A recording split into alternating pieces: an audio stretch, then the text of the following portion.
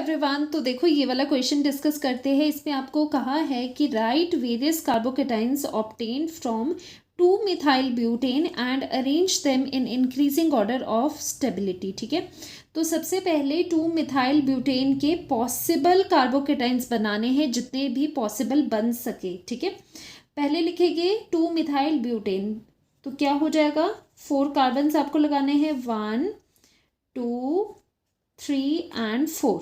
ठीक है, और सेकंड पोजीशन पे, फर्स्ट सेकंड इसे मान लेते हैं, सेकंड पोजीशन पे आ गया मिथाइल, दैट मीन्स CH3 आ गया सेकंड पोजीशन पे। ठीक है, और यहाँ पर वैलेंसी पूरी कर देगी CH3 CH2।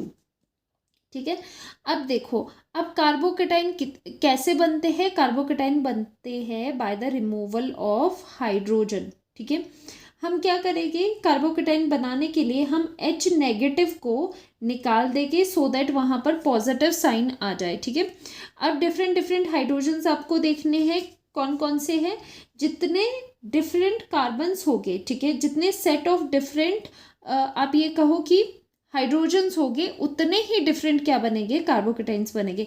जैसे ये वाला है, ये कंप्लीटली डिफरेंट ही है। ठीक है, मान लो इसको A दे देते हैं, हम इसको B दे देते हैं, इसको C दे देते हैं, और ये दोनों देखो CH3 सेम कार्बन से अटैच्ड है, तो इनको हम दे देते हैं D।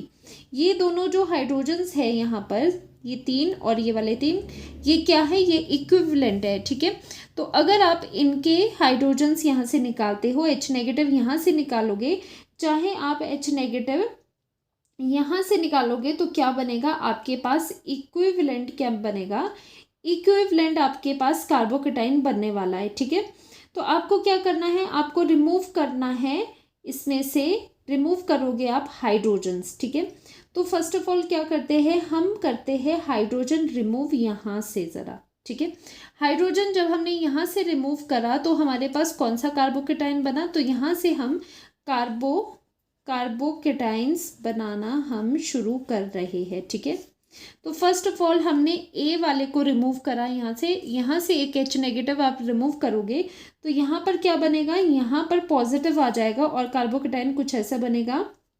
CH3CH।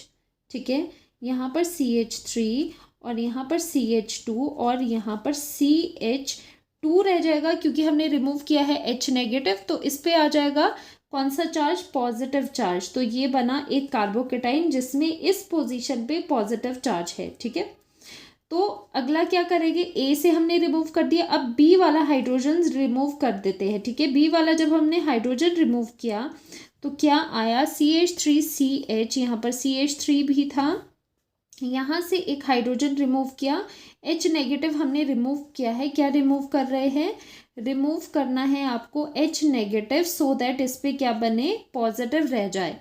तो यहाँ पर आ जाता है CH और यहाँ पर CH3, तो ये एक कार्बोकेटाइन बना। कार्बोकेटाइन क्या होता है, कार्बन के ऊपर जब पॉजिटिव चार्ज आता है उसे कार्बोकेटाइन कहते हैं। ठीक है, अब नेक्स्ट क्या करोगे, C वाले हाइड्रोजन को हटाना है, तो C वाला कैसे हटेगा, CH3 कार्बन रह जाएगा, यहाँ पर CH3 आ जाएगा, अगेन CH2 आ जाएगा, यहाँ पर CH3 आ जाएगा। ठीक है, बाकी तो ऐसा रखे हमने, इससे हमें H नेगेटिव को हटाना है बारी बारी डिफरेंट टाइप के हाइड्रोजन से। ये वाला हटाया तो ये बना, ये वाला हाइड्रोजन हटाया तो ये बना, ये वाला H नेगेटिव हटाया तो यहाँ पर पॉजिटिव लग गया। ठीक है, ये कार्बोकेटाइन मिल गया। अब अगर यहाँ पर देखो, चाहे आप ये वाले हाइड्रोजन निकालो या फिर ये वाले H नेगेटिव निकालो, तो स्ट्रक्चर जो है कार्बोकेटाइन का वो सेम ही बनना है, क्योंकि ये दोनों इक्विवेलेंट है, तो इन दोनों का स्ट्रक्चर एक ही बनेगा, एक ही कार्बोकेटाइन बनेगा। D हाइड्रोजन्स को निकालने से तो हम हाइड्रोजन इसका निकाल देते हैं। ठीक है, तो यहाँ से जब हमने एक H नेगेटिव निकाला तो बन गया यहाँ पर पॉजिटिव, और यहाँ पर आ गया CH, नीचे लगेगा CH3, then CH2 and CH3।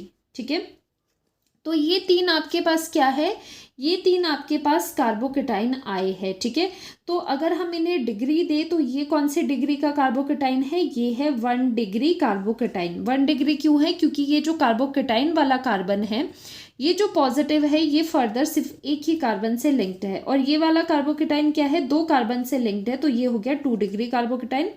And ये 1 2 3 से अटैच्ड है, ये 3 डिग्री हो गया, और ये हो गया यहाँ पर 1 डिग्री, क्योंकि ये वाला कार्बोकेटाइन सिर्फ एक कार्बन से अटैच है, यहाँ पर डायरेक्टली एक ही अटैचमेंट है यहाँ पर, ठीक है।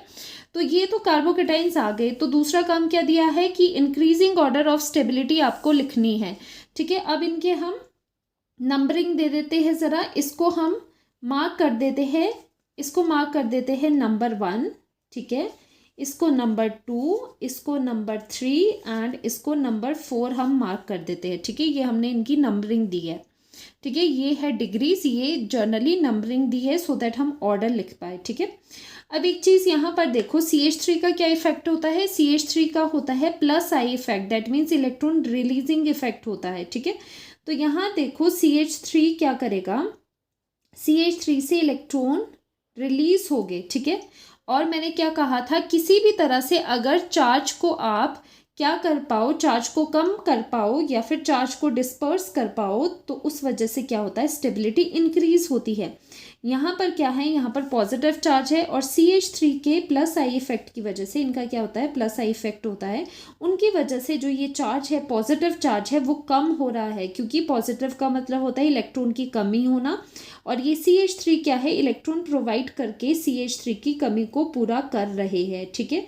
तो उस वजह से क्या हो जाता है, यहाँ पर ये स्टेबिलिटी इंक्रीज हो जाती है।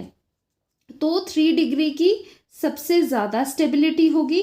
फिर 2 डिग्री देखो, 2 डिग्री में दो साइड से यहाँ पर इलेक्ट्रॉन का डोनेशन हो रहा है, ये वाला CH3 ग्रुप हो गया और ये वाला क्या है, ये वाला एल्काइल ग्रुप है। इंडक्टिव इफेक्ट कैसे है, यहाँ से CH3 दे रहा है, इधर वाले CH3 भी दे रहे हैं, फिर ये फर्दर दे रहा है, ठीक है। इस तरह से यहाँ पर इंडक्टिव इफेक्ट हो रहा है। तो 2 डिग्री उससे कम होगा थोड़ा, 3 डिग्री तो खैर ज़्यादा ही होगा, क्योंकि यहाँ से भी आ रहा है, 3 साइड से यहाँ पर इलेक्ट्रॉन डेंसिटी आ रही है। फिर होते हैं 1 डिग्री लास्ट में, ठीक है। यहाँ तक तो सॉल्व हो गया। अब 3 डिग्री वाला स्ट्रक्चर कौन सा है, स्ट्रक्चर 3rd है, फिर स्ट्रक्चर 2nd है, ठीक है। अब ये जो स्ट्रक्चर 1st एंड 4th है, ये दोनों ही क्या है, ये 1 डिग्री है दोनों ही, क्योंकि इनके जो कार्बोकेटाइन्स है वो सिर्फ एक कार्बन से अटैच्ड है, ठीक है। तो इन केसेस में आप कैसे देखोगे, दोनों में से कौन सा स्ट्रक्चर, कौन सा कार्बोकेटाइन ज़्यादा स्टेबल है। तो अब देखो कि जो CH3 ग्रुप है वो किस पोजीशन पे अटैच्ड है, ठीक है। ज़रा देखो कि CH3 ग्रुप जो है वो किस पोजीशन पे अटैच्ड है। तो यहाँ पर देखो, अगर हम नीचे देखते हैं, यहाँ पर जो CH3 है, ये आपका CH3 ग्रुप है, ये कहाँ पर अटैच्ड है, ये अल्फा पोजीशन पे प्रेजेंट है। अल्फा मतलब जो कार्बोकेटाइन के जो पॉजिटिव साइन के बिल्कुल साथ है वो अल्फा मान लेते हैं, ठीक है। इसकी पोजीशन यहाँ पर है। अब यहाँ पर ज़रा पोजीशन देखो CH3 की, ये दोनों CH3 है, इनकी पोजीशन क्या है, पॉजिटिव के साथ वाला कार्बन अल्फा, उसके अगला कार्बन बीटा, ठीक है।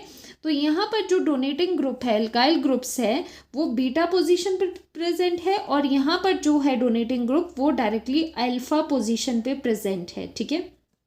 अब देखो क्या होता है कि जो इंडक्टिव इफेक्ट होता है, जो ये प्लस आई इफेक्ट है, ये इन्वर्सली प्रोपोर्शनल है डिस्टेंस के, ठीक है। अल्फा बीटा अगर समझ नहीं आ रहा तो डिस्टेंस ही कर लो। वैसे भी पॉजिटिव के यहाँ पर कार्बोकेटाइन के पास क्या है, पॉजिटिव चार्ज के नियर है CH3, ठीक है, नियर ही लगा है। ये जो CH2 पॉजिटिव है, इसके बिल्कुल नेक्स्ट कार्बन पे CH3 लगा है, जो कि इलेक्ट्रॉन दे रहा है। और यहाँ पर जो ये देने वाले ग्रुप्स है, ये थोड़े दूर लगे हैं पॉजिटिव से, तो ये भी इलेक्ट्रॉन देंगे, लेकिन due to distance, large distance, क्योंकि ये दूर है पॉजिटिव की वजह से, यहाँ पर क्या होगा, यहाँ पर जो ये प्लस आई इफेक्ट होगा वो कंपैरेटिवली वीकर होगा, because plus I effect is inversely proportional to distance. अगर इनका ग्रुप्स अगर डिस्टेंस पे है, काफ़ी डिस्टेंस उनका इंक्रीज है कार्बोकेटाइन से, C पॉजिटिव से, तो जो इंडक्टिव इफेक्ट होता है वो कम हो जाता है। दैट मीन्स जो डोनेशन होती है वो क्या हो जाती है, डोनेशन कम हो जाती है, ठीक है। तो यहाँ पर आप क्या लिखोगे कि स्टेबिलिटी किसकी है फिर ज़्यादा, स्टेबिलिटी 4th की ज़्यादा हो जाती है, बिकॉज ये यहाँ पर क्या है, यहाँ पर CH3 group is near to C positive, ठीक है। और यहाँ पर क्या है, यहाँ पर जो ये है, यहाँ पर जो CH3 है वो क्या है, far from carbocation C positive से। ये देखो कार्बन का पॉजिटिव यहाँ पर रहा और CH3 बिल्कुल अल्फा के आगे बीटा पे है, ठीक है, नेक्स्ट टू नेक्स्ट कार्बन पे है और यहाँ पर बिल्कुल नेक्स्ट कार्बन पे डोनेटिंग ग्रुप प्रेजेंट है, ठीक है। ये नहीं देखना कि यहाँ पर 2 ग्रुप है तो इनको हम कहे कि यहाँ पर 2 ग्रुप्स है तो ये ज़्यादा देंगे, हमें डिस्टेंस मैटर करता है प्लस साइन इफेक्ट में।